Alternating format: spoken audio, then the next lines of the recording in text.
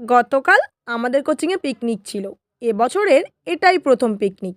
খাবার পাতে প্রথমেই দিয়েছিল ডাল এবং তার সাথে হচ্ছে বেগুন ভাজা।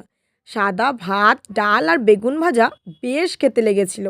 একটুখানি সাদা ভাত দিয়ে ডাল বেগুন ভাজা খেতে না খেতেই পাতে কিন্তু চলে এসেছিল স্যালাড। গ্রিন স্যালাডটা কিন্তু আমার বান্ধবীই কেটেছিল। তারপরে ছিল এখানে চিংড়ি মাছের মালাইকারি। এই বড় বড় বাগদা চিংড়ির মালাইকারি কিন্তু দারুণ লেগেছিল খেতে। আমি কিন্তু আরও কয়েকটা চিংড়ি মাছ নিয়েছিলাম এরপরে। চিংড়ি মাছ দিয়ে মেখে ভাতটা খেতে না খেতেই পাতে চলে এলো কিন্তু চিকেন কষা।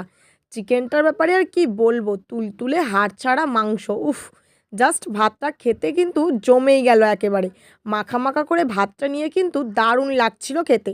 তারপরে ছিল কাজু, কিশমিশ, খেজুর, আমসত্ত্ব দিয়ে টমেটোর চাটনি ও তার সাথে পাঁপড়। এরপরে কিন্তু ছিল আনলিমিটেড রসগোল্লা। আমি এখানে কিন্তু একটু রসগোল্লা নিয়েছি আর কোল্ড ড্রিঙ্কস নিয়েছি।